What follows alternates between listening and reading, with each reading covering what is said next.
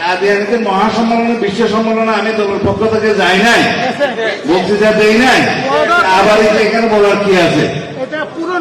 ওটার মধ্যে তো আছেই সব, ওখানে সব কথা বলা আছে। যারা ইসমতে আম্বিয়া মান্না, যারা সাহাবাদের মেয়ারে হক মান্না, তাদের বিরুদ্ধে আপনারা সুচার।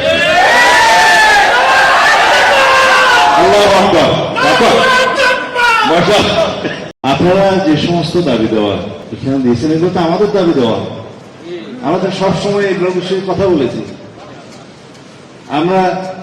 আপনারা বলেছেন যে কোরআন সুন্নাহর বিরুদ্ধে এই দেশে কোনো আইন হবে না, সেটা মাননীয় প্রধানমন্ত্রী নির্বাচনী অঙ্গীকার, তার আগে অঙ্গীকার, শহীদ রাষ্ট্রপতি জিয়াউর রহমানের জীবনী সবকিছু দেখলে কি আপনারা বুঝেন?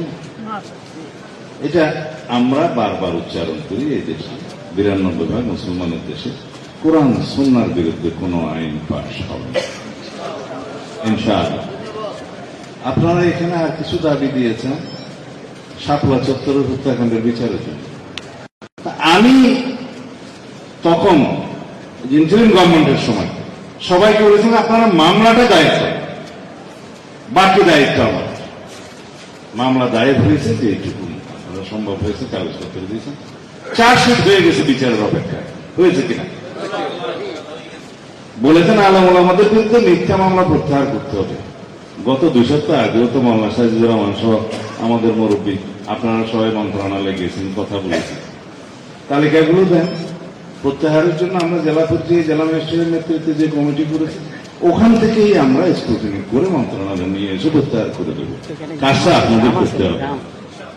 আপনারা যদি আবেদনটা করেন সঠিকভাবে, প্রত্যাহারের বিষয়টা আমাদের উপর ছিল।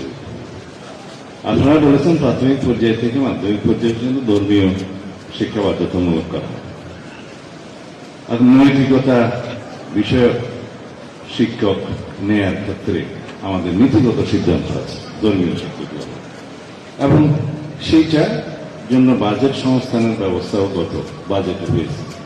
ধর্মীয় নৈতিকতা শিক্ষা, সেটা তো আমাদের পলিসির মধ্যে আছে, নির্বাচন ইশতেহারের মধ্যে আছে, ইনশাআল্লাহ আমরা সেটা করব।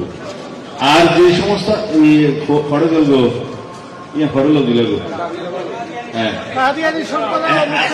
কাদিয়ানীতে মহাসম্মেলনে, বিশ্ব সম্মেলনে আমি তোর পক্ষ থেকে যাই নাই, বক্তৃতা দেই নাই, আবার এখানে বলার কি আছে?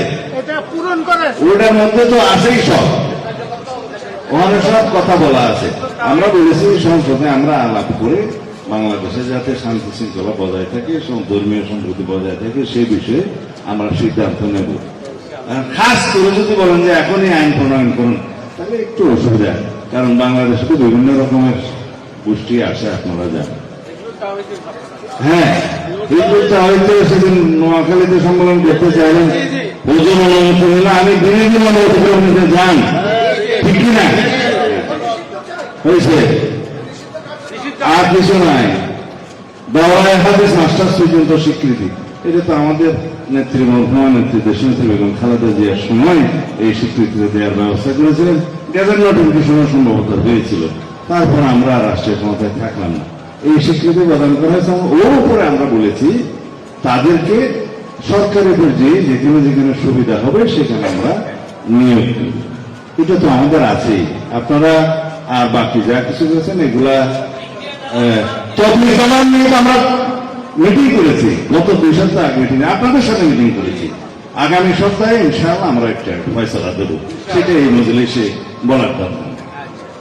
আর কিছু নাই, আপনারা শুধু দোয়া করবেন ইনশাআল্লাহ বাংলাদেশে যাতে আমরা শান্তি শৃঙ্খলার সাথে উন্নয়নের দিকে যেতে পারি, এবং মাননীয় প্রধানমন্ত্রীর হাতকে আপনারা শক্তিশালী করবেন। যারা ইসমতে আম্বিয়া মান্না, যারা সাহাবাদের মেয়ারে হক মান্না, তাদের বিরুদ্ধে আপনারা সুচার। আল্লাহু আকবার। আমরা সহি লাইনে আছি, আমরা মদিনা ইসলামে আছি, আমরা রাসূলুল্লাহ সাল্লাল্লাহু আলাইহি ওয়াসাল্লামের চর্চিত সমস্ত চর্চার সাথে আছি, আমরা সাহাবায়ে কেরামদের চর্চিত সমস্ত চর্চার সাথে আছি। আমরা অন্য কোন ধর্ম নিয়ে রাজনীতি করার বিভিন্ন ফেরকার সাথে ইনশাআল্লাহ সেভাবে বাংলাদেশ পরিচালিত হবে। আমাদের মাননীয় প্রধানমন্ত্রী অত্যন্ত ধার্মিক একজন মানুষ, তিনি প্র্যাকটিসিং মুসলিম। তিনি আপনারা জানেন যে হুজুরের সাথে আরো অনেকবার কথা বলেছেন, বিদেশ থাকতেও কথা বলেছেন, আমি টেলিফোন ধরিয়ে দিয়েছি, উনি হুজুর সবসময় দোয়া করেছেন। আমাদের সাথে আপনাদের রাজনীতির সম্পর্ক না, আমাদের সাথে আপনাদের দিনই সম্পর্ক, ইনশাআল্লাহ সেটা বজায় থাকবে। খোদা হাফেজ। এখানে আপনারা মাদ্রাসার জন্য কিছুই চান নাই, কিন্তু যদি মাননীয় প্রধানমন্ত্রী কিছু দিতে চান সেটা তো ওনার বিষয়, সেটা পরে দেখা যাবে ইনশাআল্লাহ। আসসালামু আলাইকুম ওয়া রাহমাতুল্লাহ।